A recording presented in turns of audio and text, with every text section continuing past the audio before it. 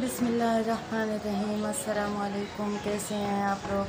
उम्मीद करती हूँ कि आप लोग जहाँ भी होंगे ठीक ठाक होंगे। अल्लाह ताला आप सबको अपनी हिफ्ज़-ओ-अमान में रखे। आमीन। तो जो भी शुरू से लेके अब तक जो भी मेरे ज़िंदगी का है, मैं अपनी ज़िंदगी की जो भी मेरे ऊपर वक्त आया, जो भी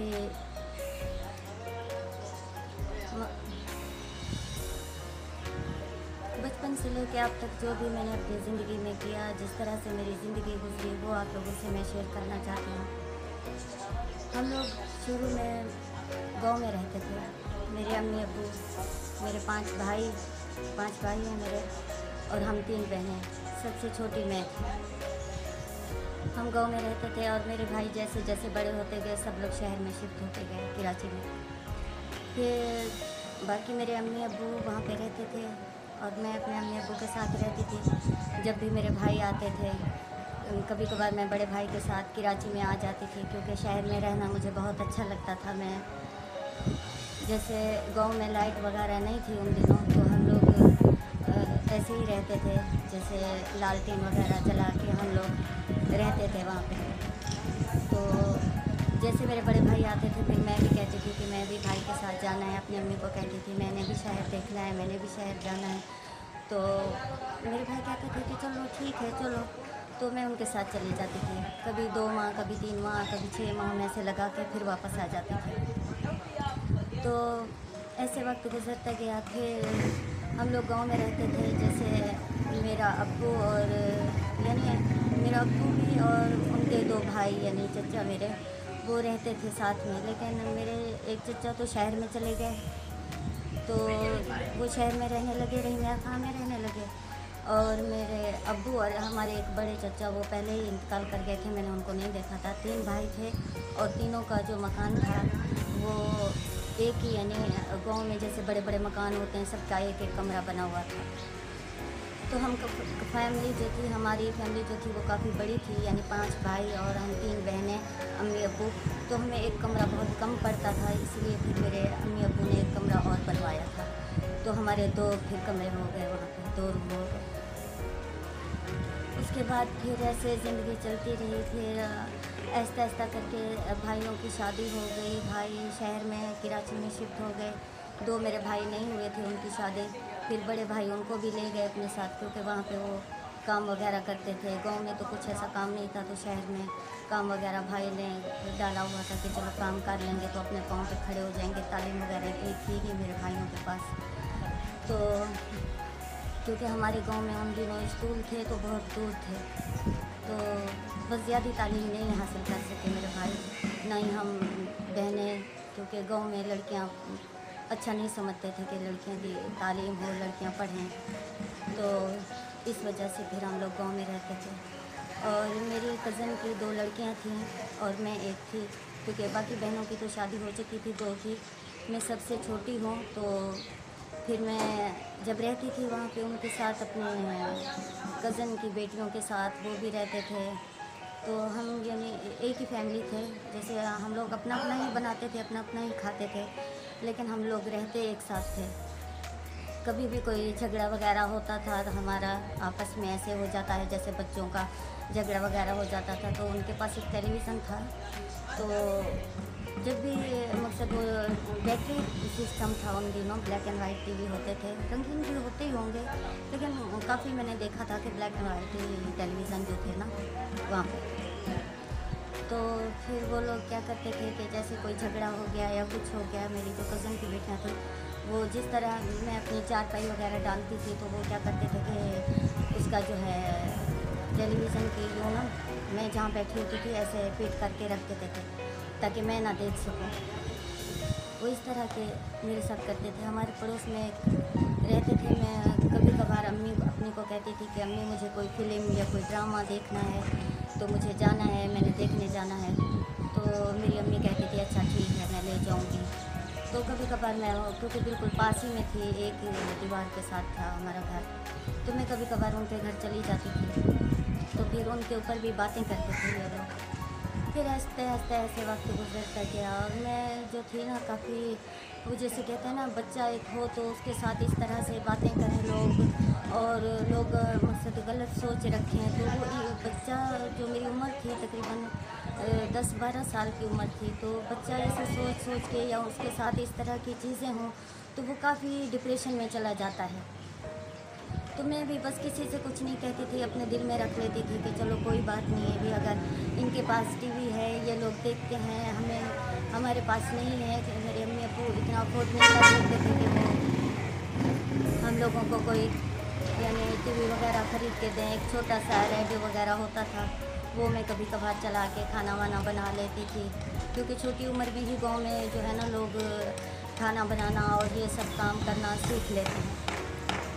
तो इस तरह से वक्त गुजरता गया। फिर उसके बाद मेरे भाई आए तो मैंने अम्मी से ज़िद की कि अम्मी ये लोग तो मुझे टीवी वगैरह कुछ नहीं देखने देते, ना मेरे साथ बातचीत ज़्यादा करती हैं। मेरी कज़न की लड़कियां तो हमेशा झगड़े रहते हैं, मैं जो है ना कराची चले जाना चाहती हूँ। तो फिर मेरी अम्मी ने कहा कि चलो ठीक है बेटा, कोई बात नहीं, आप चली जाओ।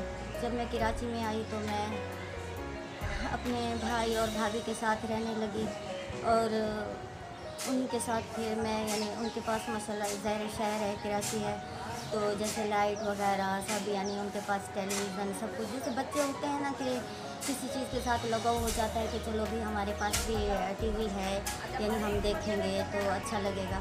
फिर घर का भी मैं काम कर लेती थी, जैसे झाड़ू वगैरह देना हो, भाभी के घर का करती थी मैं काम, झाड़ू बर्तन जैसे होते हैं, कपड़े वगैरह, यानी फिर सभी काम कर लेती थी। आटा गूंदना नहीं आता था मुझे, तो ऐसा ऐसा फिर मेरी भाभी मुझे बताती थी कि इस तरह आटा गूंदो, इस तरह करो, इस तरह करो, तो वो मैं सब कर लेती थी। फिर सब्ज़ी काटना सिखाया कि इस तरह सब्ज़ी काटो, ये करो, वो करो, बर्तन धोने, जैसे घर में पोंछा वगैरह लगाना, सभी काम करती थी।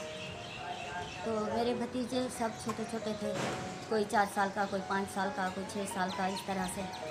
तो उनको भी संभालना होता था, उनके जैसे मकसद घर में काम करना पूरा, यानी ऐसा ऐसा जैसे मेरी उम्र बढ़ती गई, फिर 13 साल हो गई। फिर उसके बाद फिर भाभी बताती थी कि इस तरह से सालन बनाते हैं, ये करना चाहिए, क्योंकि हमें बिल्कुल इजाज़त नहीं थी कि हम लोग जो है ना बाहर जाएं, कहीं किसी से मिलें, दरवाजे तक की इजाज़त नहीं होती थी हमें कि हम खोल के झांक के वहाँ से कुछ देख सकें।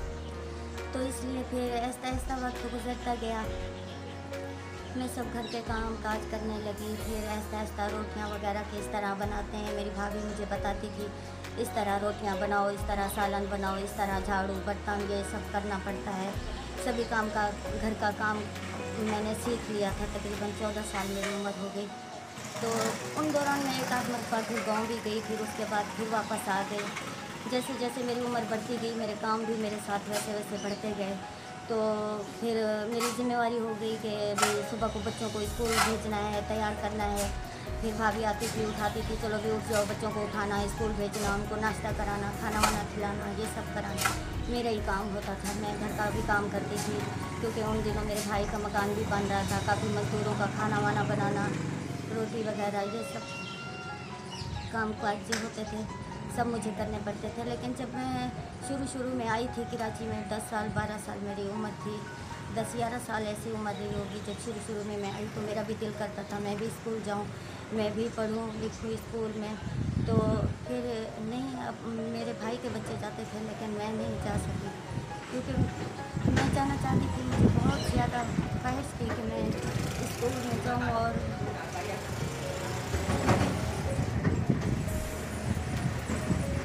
मैं भी पढ़ सकूँ या कुछ सकूँ, लेकिन ऐसा नहीं हुआ। कोई बात नहीं, ये तो नसीब की बात होती है। तो फिर आहिस्ता आहिस्ता ऐसे होता गया।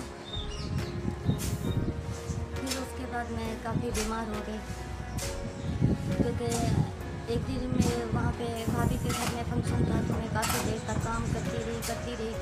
फिर उसके बाद उससे पहले एक दिन ऐसा हुआ कि मैं कपड़े वगैरह धो रही थी, तो मैं वॉशरूम में ना बेहोश हो गई। तो फिर एक लड़की आई, तो जाके मेरी भाभी को बताती हैं कि वो जो है ना आपकी नंद जो है ना वॉशरूम में बेहोश हो गई है, वो तो उसको आके देखो क्या हो गया है। फिर उन लोगों ने मुझे पकड़ के चारपाई पे लेटाया, फिर डॉक्टर को बुलाया। फिर डॉक्टर ने कहा कि इसको बहुत ज़्यादा रेस्ट की ज़रूरत है और बहुत ज़्यादा कमज़ोर है ना, इसे रेस्ट की बहुत ज़रूरत है। फिर 1-2 दिन मैंने रेस्ट किया, फिर वही घर का काम, क्योंकि पूरा घर मैंने ही संभाला हुआ था। सुबह से लेके नाश्ते से लेके रात की रोटी, कपड़े धोने, सब। जैसे एक मकसद वो मासी घर का काम करती है, जिस तरह से एक मासी नौकरानी जैसे होती है, वो घर का काम करती है। बच्चों की जैसे आया होती है, बच्चों को धुलाना, उनको मकसद कपड़े पहनाना। उस टाइम तो पैम्पर वगैरह ये लोग यूज़ नहीं करते थे, मिलते तो उस वक्त भी थे, ये नहीं है, लेकिन यूज़ नहीं करते थे। बच्चों को धुलाना, नहलाना, सभी कुछ। जैसे एक कम उम्र में एक लड़की माँ बन जाती है, मैं भी उस तरह ही हो गई थी। मकसद पाँच पाँच बच्चे थे, तीन तीन बेटियां, एक बेटा, 4 बच्चे थे उन दिनों। 4 एक बाद में हुई थी, फिर 5 बच्चे हो गए थे। तो सब बच्चों की देखभाल करनी, स्कूल भेजना, फिर उनको जब स्कूल से वापस आते थे फिर उनको खाना बना के देना, फिर उनका यूनिफॉर्म धोना, इस्त्री करना, भाभी के कपड़े प्रेस करके रखने, भाई के, यहाँ तक कि रात का जब दूध मेरे भाई लाते थे तो गर्म करके देती थी। सभी कुछ मकसद के एक जैसे बेटी होती है या मकसद में जैसे बच्चों की माँ होगी, तो मैंने सब किया। और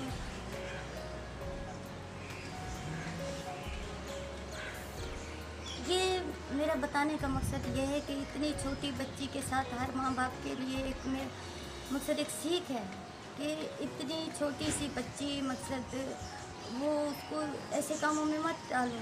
कि मैं जैसे एक एहसास कमतरी का शिकार हो गई और काफ़ी डिप्रेशन में चली गई। फिर उसके बाद मेरी तबीयत काफ़ी ख़राब होने लगी, तो मैंने भाभी को बोला कि मुझे जो है ना अपने गांव वापस जाना है, अम्मी अब्बू के पास, मैंने वहाँ पे जाके रहना है।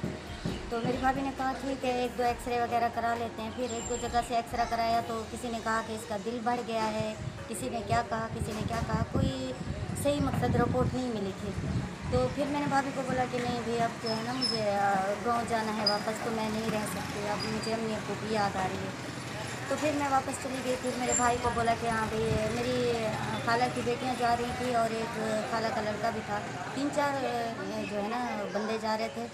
तो फिर कहा कि चलो इनके साथ आप चली जाओ, अब ज़ाहिर है तुम्हारे भाई तो काम में हैं, वो तो जा नहीं सकते, तो आप इनके साथ चली जाओ। मैंने कहा ठीक है। फिर मेरे भाई को बोला कि इसको जो है ना बस पे बिठा के, जहाँ वो लोग जा रहे हैं, मेरी खाला के बच्चे जा रहे थे, तो चलो भी इसको जो है ना बस पे बिठा के आप जो है ना आ जाओ। तो मेरे भाई वो थोड़ा गुस्से वाला है, तो मुझे कहने लगा हाँ भाई जल्दी करो, बस छूट ना जाए, जल्दी चलो जल्दी चलो। तो मैं इतना चल नहीं पा रही थी, मेरी इतनी तबीयत ख़राब थी, क्योंकि मैं थोड़ा चलती थी तो मेरी सांस बहुत ज़्यादा फूल जाती थी। तो ऐसे करते करते फिर हम लोग चले गए, मुझे बस पे बिठा दिया, फिर हम लोग वहाँ पे बैठ गए। फिर शुक्र है वो पहले से आए हुए थे, मेरी खाला की बेटियाँ और बेटा, तो हम लोग वहाँ पे बैठ गए। फिर उसके बाद जो है बस रवाना हो गई कराची से। फिर हम लोग चले गए बस जाके, फिर वहाँ पे जहाँ पे हमारा गांव है वहाँ पे जाके रुकी नहीं, गांव उनके गांव में जाके रुकी, क्योंकि हमारा गांव फिर काफ़ी आगे हो जाता है। तो फिर जब हम यानी पूरी रात लग जाती है, जैसे यानी इंसान जिस टाइम को बैठे तो उस टाइम को जाके उतरेगा।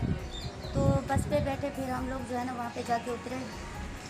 मुझे फिर मेरी खाला की बेटी यही कहने लगी उठ जाओ भाई, तो हमें उतरना है। तो मैं जैसे उठ नहीं पा रही थी, मैं इतना मकसद जब मैं बस पे बैठी तो मुझे इतना तेज़ बुखार था, बहुत ज़्यादा तेज़ बुखार था कि फिर पूरी रात मेरी जो है ना तकलीफ़ में गुजरी। मेरी टांगों में शदीद यानी इतना दर्द रहा मेरी टांगों में काफ़ी बहुत ज़्यादा। तो फिर जब स्टेशन आया तो मुझे कहने लगी चलो भी उठो, अब उतरना है। तो मैं बिल्कुल अपने पाँव पे जैसे खड़ी नहीं हो सकती थी, ऐसे लगता था जैसे मेरे पूरी टांगों में जैसे जान नहीं है, मैं उतर नहीं सकती। तो वो मैं जब बार बार कोशिश कर रही थी, ऐसे करते करते 5 मिनट गुजर गए। तो ड्राइवर कहने लगा, वो जो होता है जो बस के दरवाजे पे खड़ा होता है, तो वो कहने लगा भाई जल्दी करो, हमें जाना है आगे, आप जल्दी करो, क्या हो गया। तो मैं से मुझे वो सहारा देते थे, लेकिन मैं फिर बैठ जाती थी, मैं मतलब इतनी पाँव पे नहीं खड़ी होती। तो उसके बाद फिर काफ़ी कोशिश करने के बाद फिर एक मेरी खाला की बेटी ने मेरे बाजू से पकड़ा, दूसरी ने टांगों से इस तरह पकड़ के फिर मुझे जो है ना बस के नीचे से उतारा उन लोगों ने। फिर वहाँ से फिर कोई सवारी की, फिर गांव गए। वहाँ पे उस गांव में मेरी बहन भी रहती थी बड़ी। तो गांव हम लोग पहुँचे तो फिर उसके बाद जो है ना हम लोग वहाँ पे जाके एक रात रुके। फिर मेरी अम्मी को इतला दी कि मैं बहुत तो मकसद चल नहीं सकती, तो मुझे आकर ले जाओ। तो मैं उस टाइम वहाँ पे कोई मकसद बस वगैरह तो जाती थी, लेकिन इस गांव से हमारे गांव तक कोई बस वगैरह का सिस्टम नहीं था। तो फिर वो गधा गाड़ी होती है, तो वो उस पर फिर मेरी अम्मी मुझे लेटा कर चली गई। तो अब मेरे ख्याल में काफ़ी लंबी हो गई है वीडियो, तो इंशाल्लाह फिर आगे की जो बाकी मेरी कहानी है मैं इंशाल्लाह फिर सुनाऊंगी। तब तक के लिए मुझे दुआओं में ज़रूर याद रखिएगा और मेरे लिए बहुत दुआ कीजिएगा कि अल्लाह ताला मुझे सेहत-याब करे और मैं अपनी ज़िंदगी जो मुझ पे जो भी वक्त गुजरा मैं आप लोगों से पूरी अपनी जो है ना बता सकूं। और आपकी जो बच्चे हैं या आप फैमिलीज़ हैं जो कि आप अपनी फैमिली के साथ अपने बच्चों के साथ इस तरह ना करें जिस तरह पे मेरे साथ हुआ। तो ये एक सबक भी है इसमें बताने के लिए। तो मैं उम्मीद करती हूँ कि आप लोगों को मेरी आज की वीडियो पसंद आई होगी। तो इंशाल्लाह फिर आगे की जो है ना पूरी मैं अपनी जो है ना आप लोगों की जो मेरे ऊपर जैसे जैसे वक्त गुजरा तो मैं आप लोगों से शेयर करूँगी इंशाल्लाह। तब तक के लिए अपनी बहन को इजाज़त दीजिए। अल्लाह हाफ़िज़।